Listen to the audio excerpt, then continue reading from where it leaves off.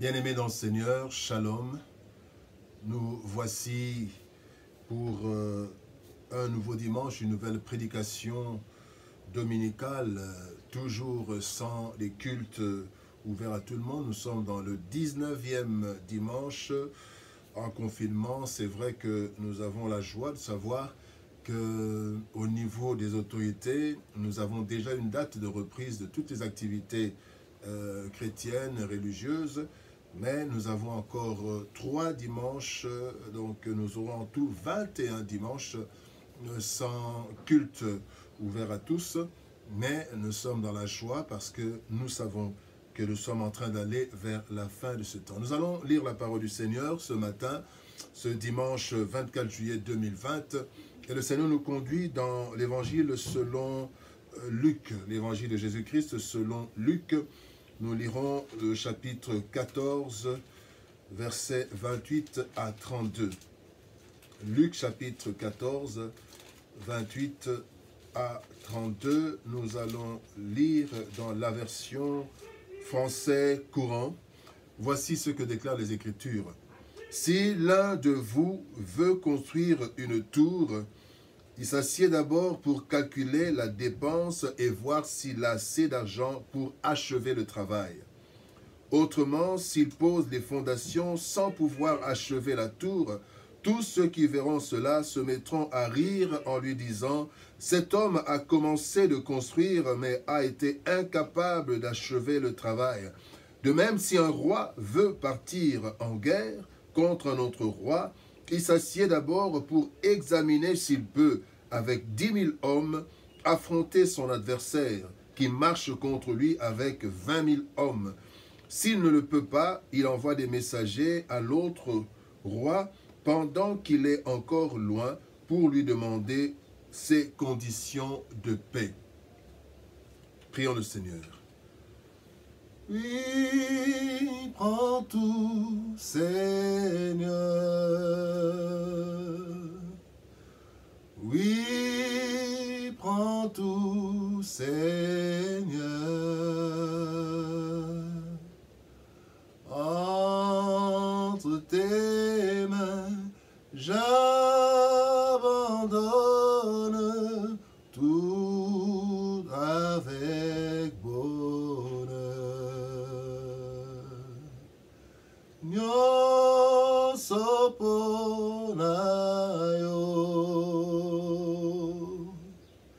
nyo soponayo,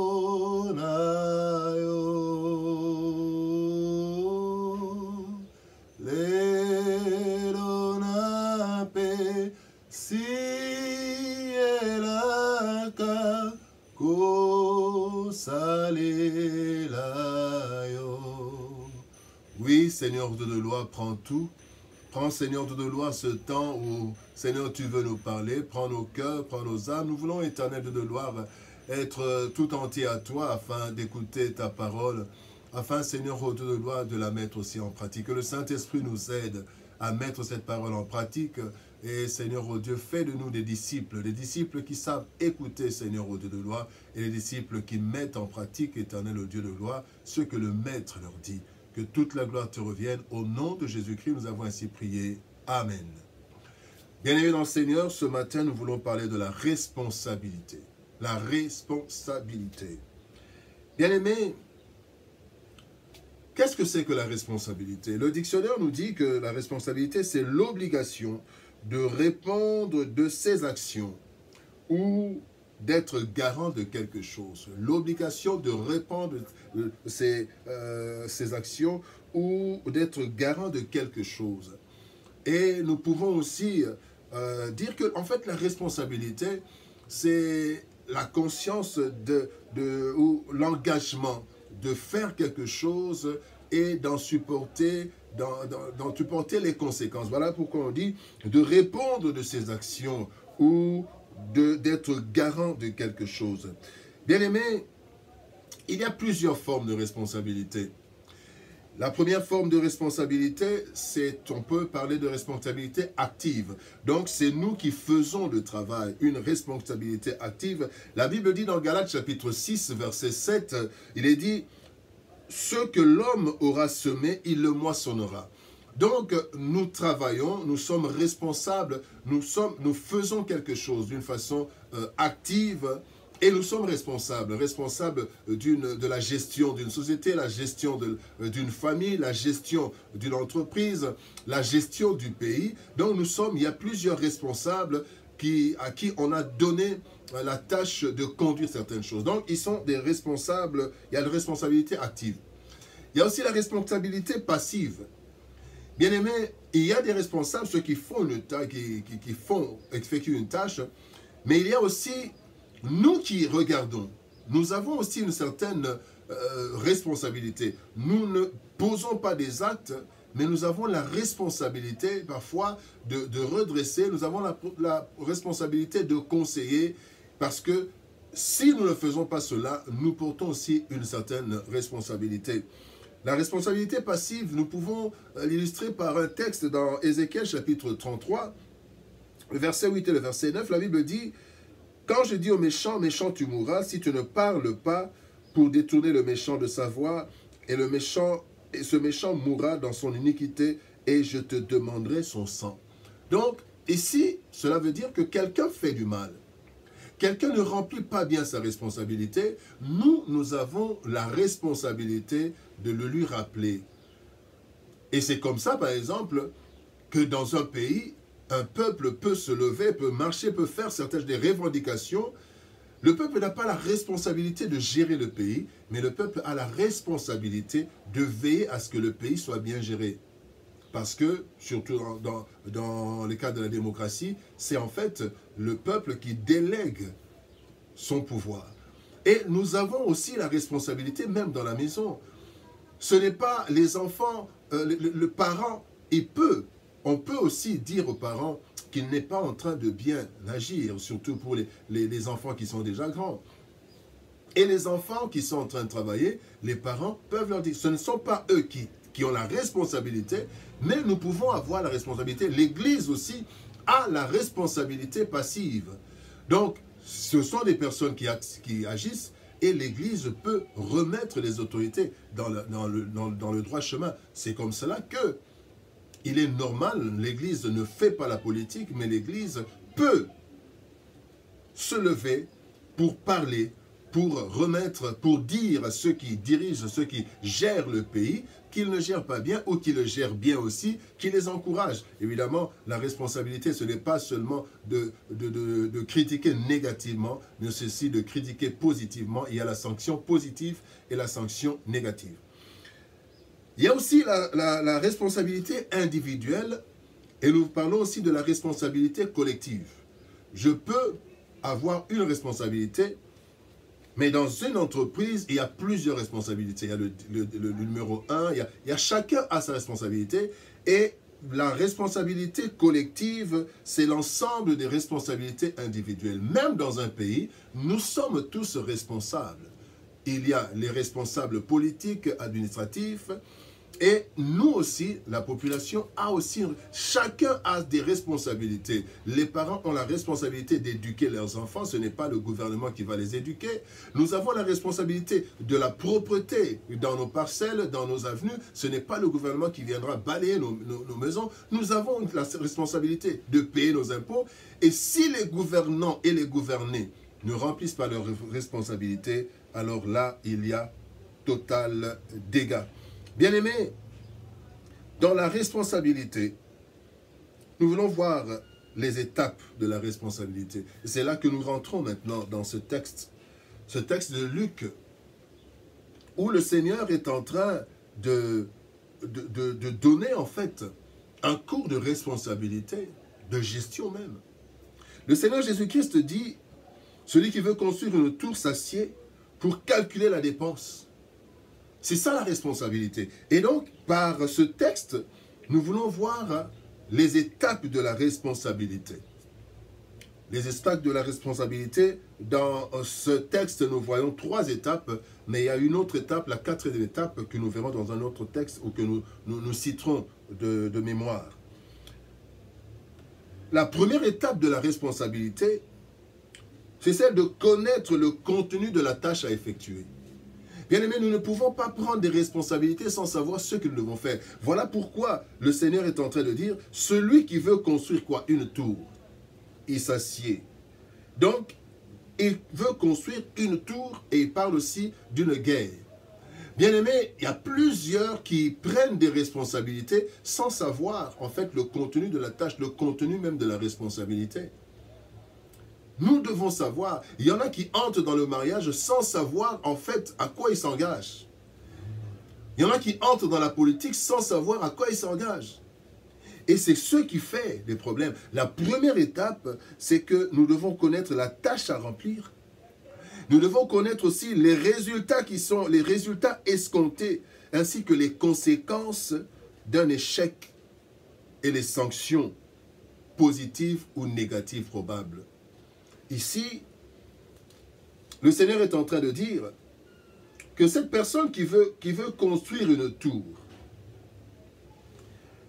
il doit savoir que cette tour, il doit l'amener jusqu'à la fin. Sinon, qu'est-ce qui se passera? Il doit calculer de peur qu'après avoir posé les fondements, il ne puisse l'achever.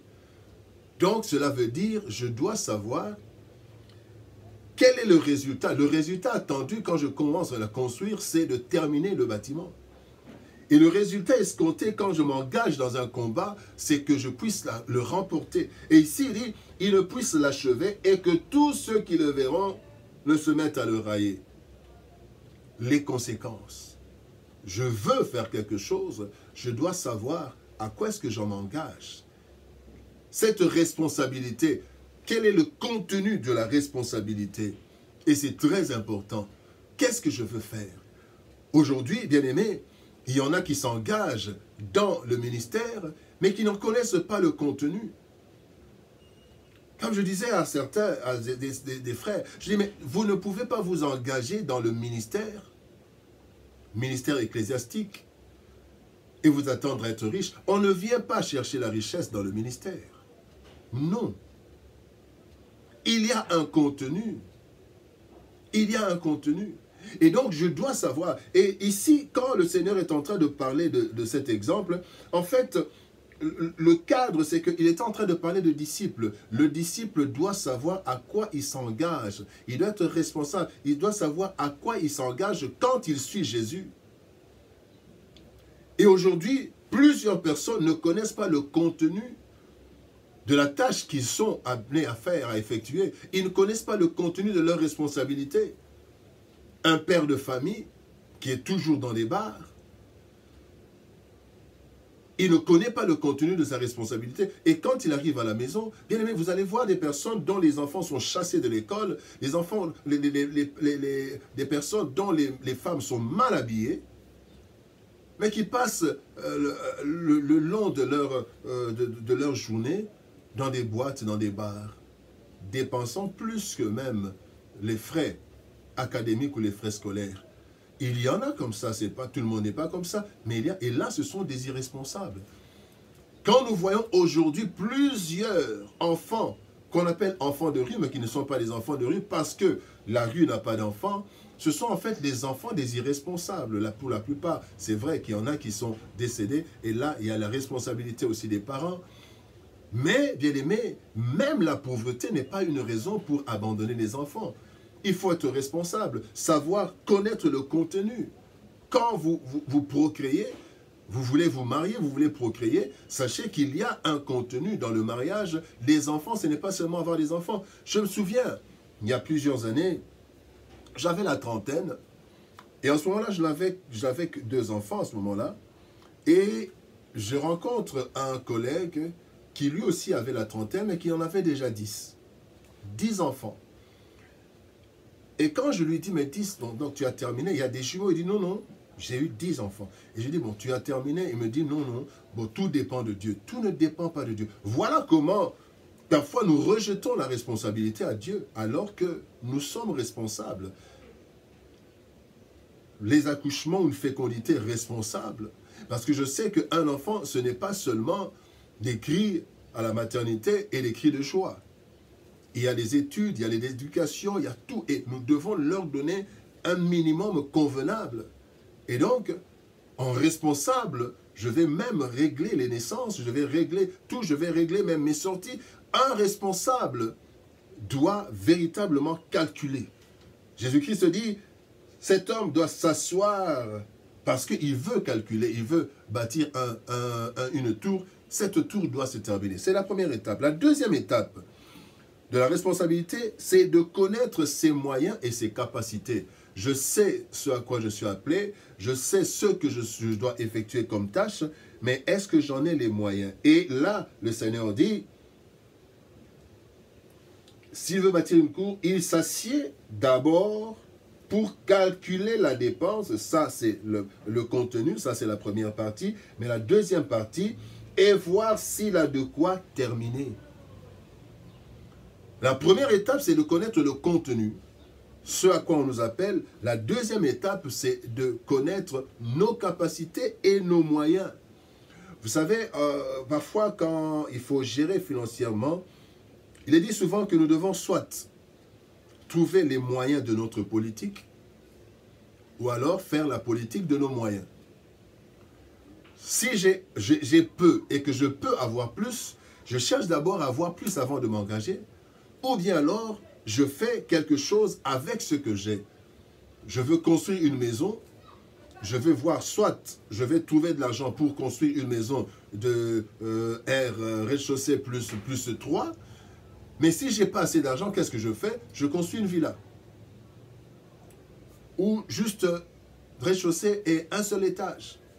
Parce que je dois savoir quelles sont mes capacités. Et cela, c'est dans tous les domaines de la vie. Quelles sont mes capacités? Est-ce que j'ai la capacité d'être pasteur? Est-ce que le Seigneur m'a donné cette capacité? Si je ne l'ai pas, évidemment, je peux l'acquérir. Mais bien aimé, nous ne devenons pas pasteurs en étudiant. Il y a des capacités que Dieu met en nous. Dieu est en train de dire à Jérémie, dans Jérémie chapitre 1er, il dit, avant que tu ne naisses, je t'avais choisi et je t'avais établi. Et même pour devenir politicien, pour devenir responsable politique, administratif, il y a des capacités que nous avons déjà, mais il y en a que nous ajoutons pour faire, en fait, pour chercher les moyens de notre politique. Mais d'abord, je dois savoir, qu'est-ce que je dispose de quoi? Quelles sont mes capacités? Est-ce que je peux faire telle ou telle chose? Il y a des personnes, bien aimées, qu'on appelle souvent dans notre contrée, dans notre nation, dans notre pays, souvent, on les appelle des tétés, des tout-travaux. Vous savez, les tout-travaux, vous allez vous rendre compte parfois qu'ils ils font tout et ils ne font rien de bon, de très bon. Nous avons tous des capacités. Et la Bible dit, le Seigneur Jésus-Christ a donné une parabole. Il dit, il y a un homme qui était parti et qui a donné des talents à ses serviteurs selon leurs compétences. Selon leurs compétences, selon leurs capacités. Et bien aimé, nous ne devons pas prendre des responsabilités dans un domaine où nous savons que nous n'avons aucune capacité. Aucune capacité, mais nous voulons être responsables sans avoir les capacités. Je me souviens encore d'une vidéo sur Internet. Un homme devient président de la République et son village, comme d'habitude en Afrique, son village, plusieurs de son village viennent et ils veulent des postes. Et alors, il pose la question, il avait deux de ses cousins ou neveux, il dit voilà, je suis en train de penser à un ministère de l'alphabétisation et j'ai pensé à toi. Il parlait à l'un, ils étaient à deux. Et j'ai pensé à toi, qu'est-ce que tu en penses? Est-ce que tu pourras diriger un ministère, le ministère de l'alphabétisation? Et la personne dit, oui, monsieur le Président, je pourrai. Quelqu'un qui doit conduire, accepte les responsabilités pour l'alphabétisation, alors que lui-même il avait des problèmes, il dit, oui, je pourrai.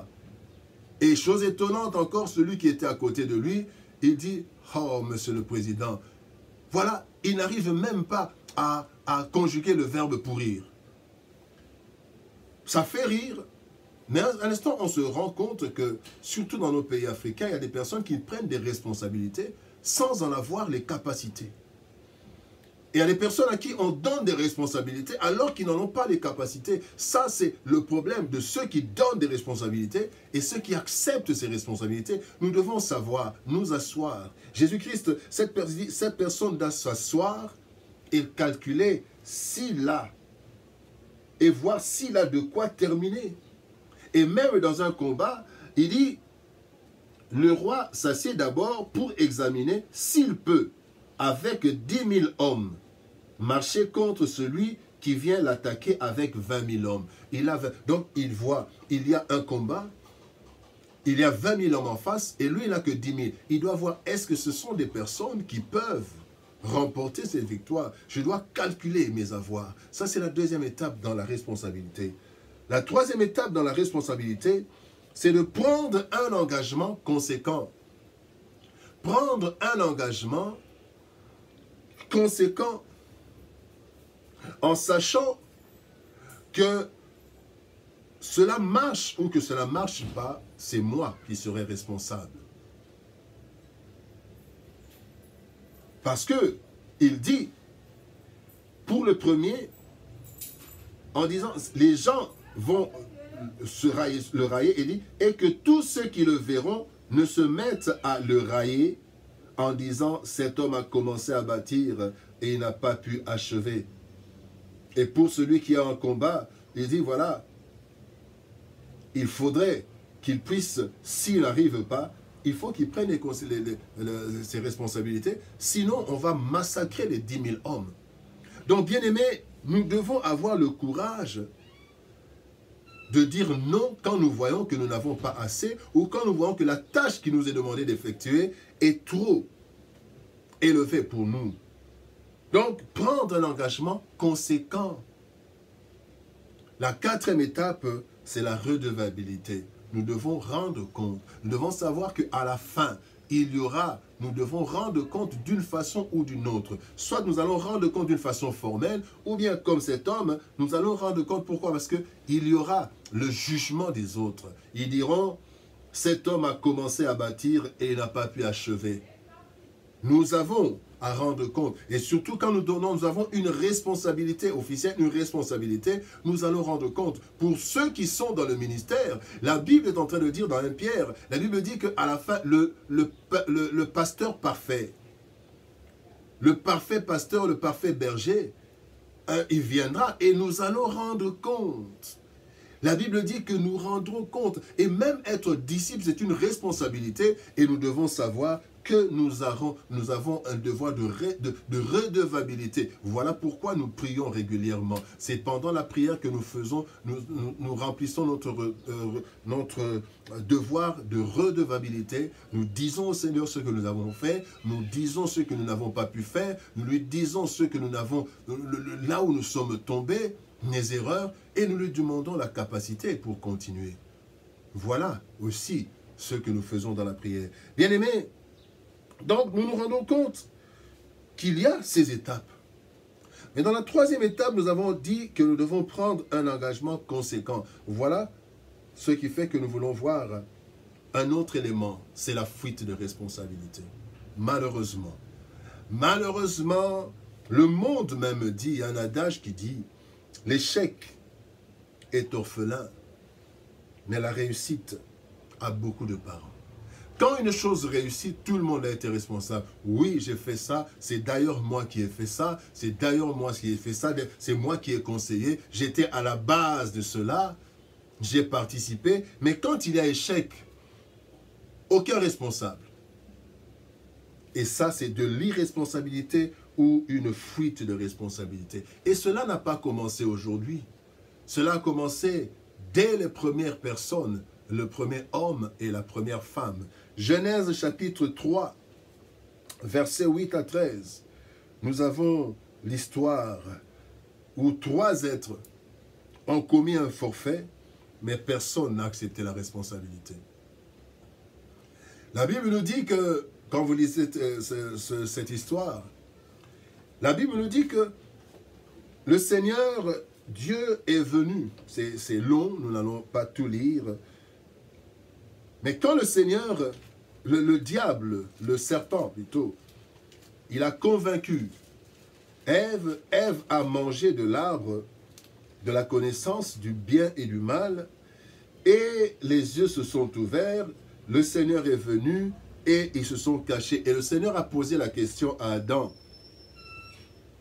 Il pose la question à Adam au verset 10. Au verset 11, l'Éternel dit, « Qui t'a appris que tu es nu? Est-ce que tu as mangé de l'arbre dont j'avais défendu de manger ?» Question. La réponse aurait dû être « Oui, Seigneur. Oui, Éternel, j'ai mangé. » Mais voici la réponse.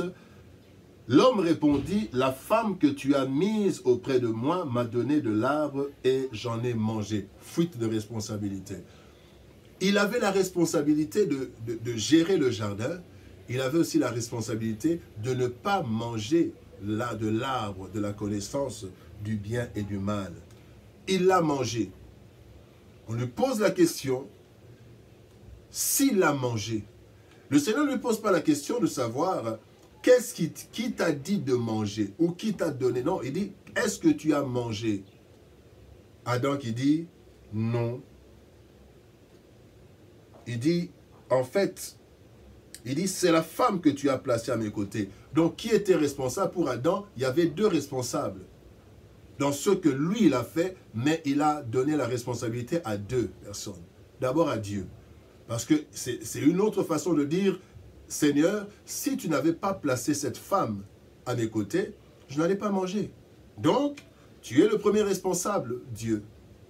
Et souvent, d'ailleurs, nous rejetons les responsabilités à Dieu. Non, Dieu nous a abandonnés, Dieu ceci. Non, c'est nous.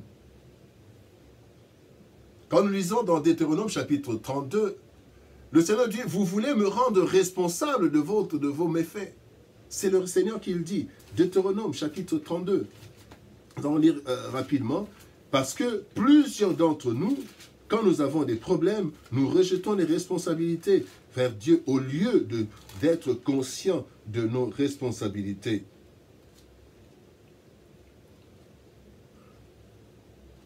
Versets 5 et 6. Deutéronome 32, 5 et 6. S'ils se sont corrompus, à lui n'est point la faute. À l'Éternel n'est point la faute. La honte est à ses enfants, race fausse et perverse. Est-ce l'Éternel que vous en rendez responsable, peuple insensé et dépourvu de sagesse? Bien-aimé, Adam dit à l'Éternel, c'est la femme que toi tu as placée. Donc, premier responsable, c'est toi. Deuxième responsable, c'est la femme. Et c'est comme ça que même dans les foyers, quand une fille tombe enceinte, c'est la fille de la maman. Parfois même la maman est chassée et réprimandée parce que la fille est tombée enceinte. Mais quand la fille a un diplôme, c'est la fille du papa. Ce n'est pas normal. Et quand un garçon est un voyou, pour la maman, c'est le fils de son père. Mais quand il devient ministre, il devient président, c'est mon fils. Je l'ai porté pendant 9 mois. Et voilà la fuite de responsabilité. Nous devons accepter les responsabilités. Adam rejette la responsabilité vers Dieu. Et le peuple rejette la responsabilité vers les dirigeants. Les dirigeants rejettent la responsabilité vers les opposants. Et les opposants rejettent la responsabilité vers les dirigeants. Alors qu'à un certain niveau, nous sommes tous responsables. Chacun doit savoir. Et Adam ici, responsable, mais il rejette la responsabilité à Dieu et à la femme. Deuxième personne, c'est Ève. Ève, on lui pose la question, pourquoi as-tu fait cela? La femme répondit, le serpent m'a séduite et j'en ai mangé. Au moins la femme a accepté qu'elle a mangé, mais il dit quoi? Non. Moi, j'ai seulement mangé, mais la responsabilité, c'est le serpent. Parce que c'est le serpent qui m'a séduite. Moi, j'étais là, je n'ai jamais jeté même un coup d'œil, mais c'est le serpent. Voici encore une fuite de responsabilité. Bien-aimé, je suis sûr que si Dieu avait posé la question au serpent, le serpent aussi allait rejeter la responsabilité. Et j'imagine, ça c'est moi qui le dis, j'imagine que le serpent aurait pu dire, Dieu, c'était juste une conversation, mais moi je n'ai pas donné ce fruit. Demandez à la femme si moi je lui ai donné ce fruit. Non. On était en train juste de parler et j'ai donné juste une proposition. J'ai donné juste ma lecture. Ma lecture de la situation, mais ce n'est pas moi. Effectivement, le diable le serpent n'aurait pas eu tellement tort. Pourquoi? Parce que quand vous lisez la parole, il est dit au verset 6, Genèse 6, la Bible dit, la femme vit, après la conversation, parce que le diable, le serpent a dit, vous ne mourrez point.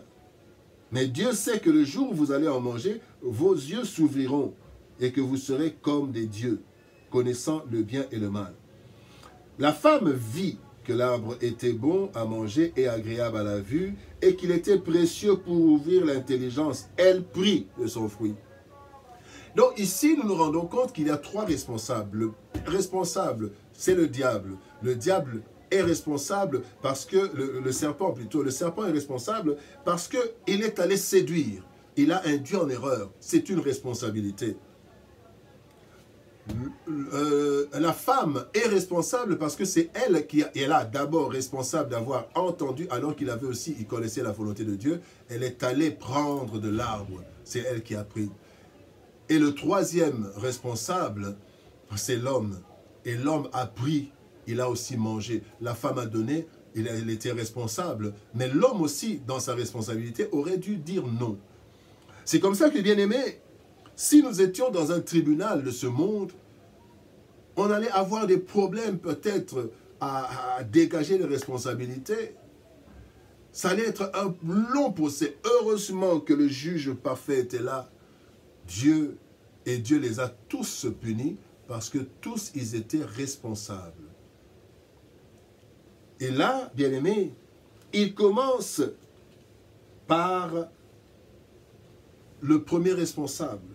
Voyons la Bible. La Bible dit, l'Éternel dit au serpent, puisque tu as fait cela, il n'a même pas entendu le serpent, il dit, puisque tu as fait cela, tu seras maudit. On arrive au verset 16, il dit à la femme, deuxième responsable, j'augmenterai la souffrance de tes grossesses. Troisième responsable, verset 17, il dit à l'homme, puisque tu as écouté la voix de la femme et que tu as mangé de l'arbre au sujet, tu en mangeras point. Et il a maudit le sol, il a maudit la terre à cause de la responsabilité de l'homme.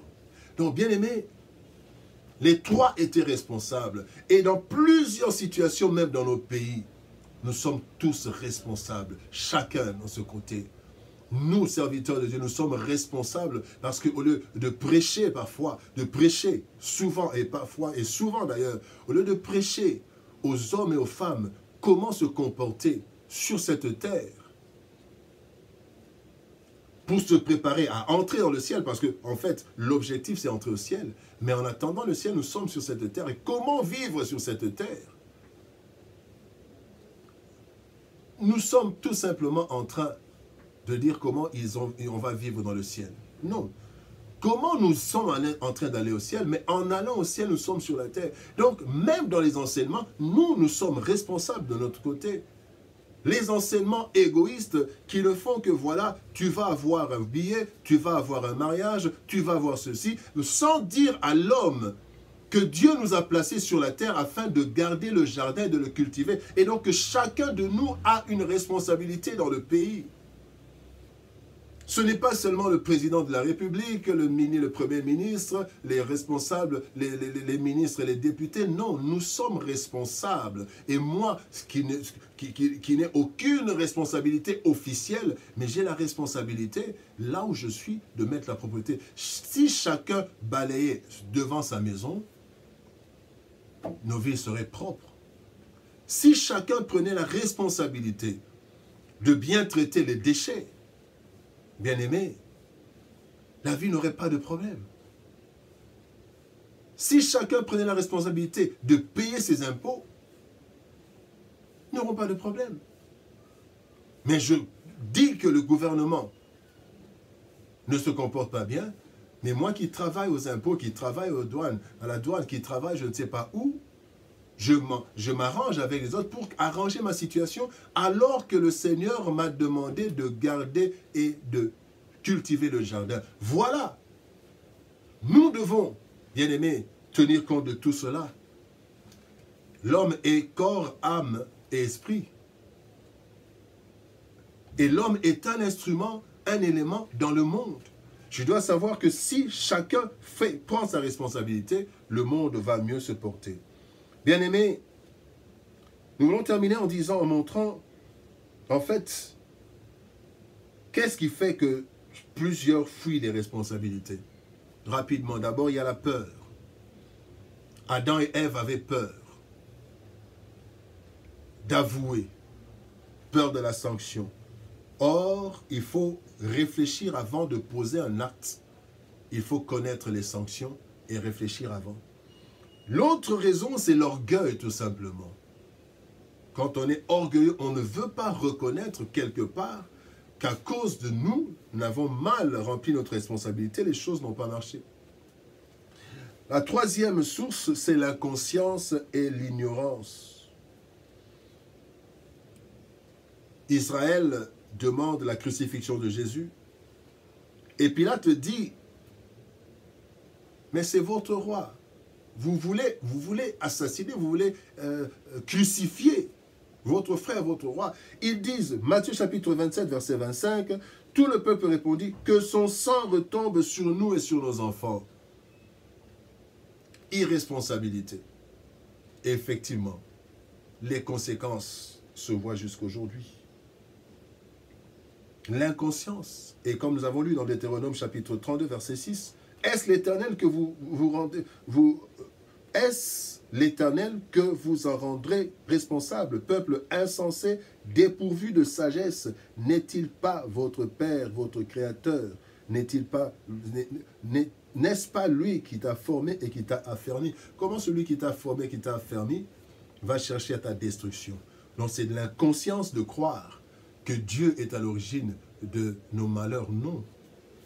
C'est nous qui sommes à l'origine de nos malheurs. Soit par une responsabilité active, soit par une responsabilité passive, parce que nous n'avons rien dit. Bien-aimés dans le Seigneur, soyons des hommes et des femmes responsables. Ne nous engageons pas dans ce qui est plus grand que nous, ce qui nous dépasse. Et il y a des responsabilités qui nous sont imposées, remplissons-les, parce que les conséquences, nous allons les porter d'une façon ou d'une autre. Adam, Ève et le serpent ont fui leur responsabilité, Adam et Ève particulièrement. Ils ont fui leur responsabilité, ils n'ont pas voulu reconnaître.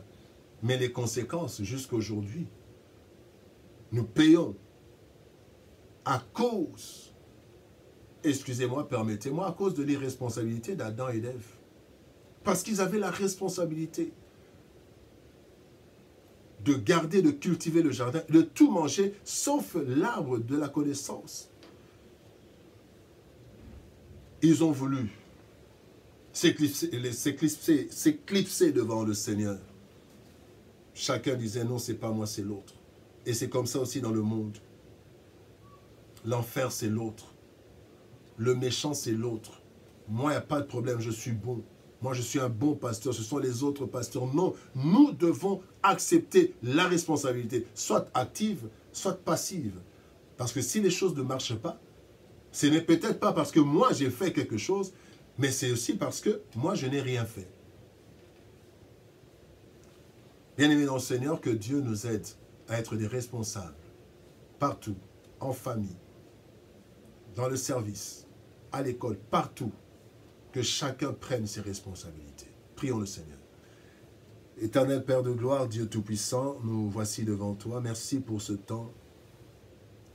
Nous nous recommandons à ta grâce éternelle, ô Dieu. Oh, combien de fois nous fouillons nos responsabilités. Combien de fois, parfois, nous rejetons même nos responsabilités. Nous te rejetons les responsabilités. Si nous sommes ainsi, c'est parce que Dieu a fait ceci. C'est parce que Dieu a fait cela. Non, Seigneur, ô Dieu. Tu veux, éternel Dieu de gloire, que chacun soit responsable, que chacun travaille, qu'il prenne, Seigneur Dieu de gloire, ses responsabilités.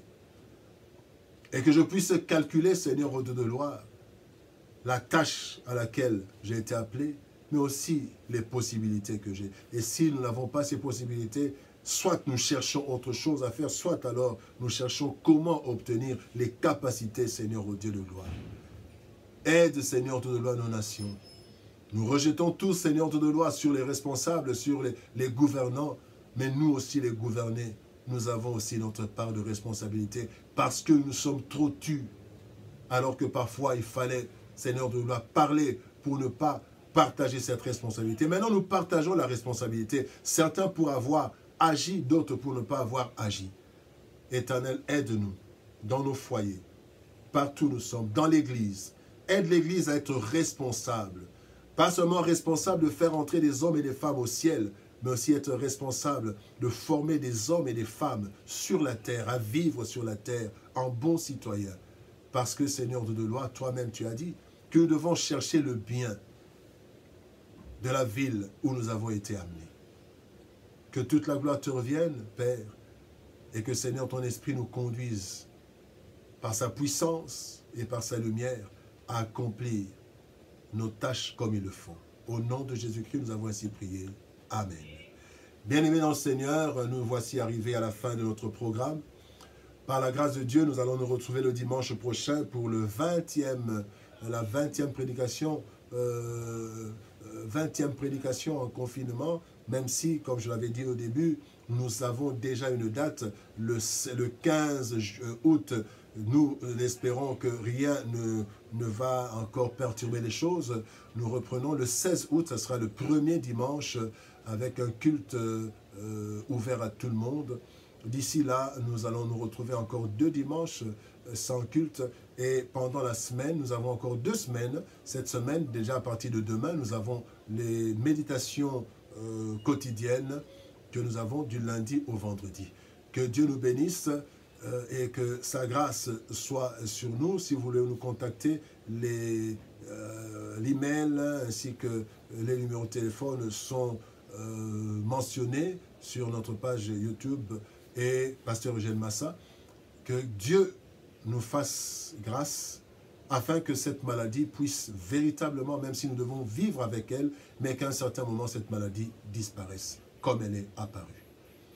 Que Dieu nous bénisse. Nous nous retrouvons demain pour les méditations et dimanche pour la prédication dominicale. Shalom et au revoir.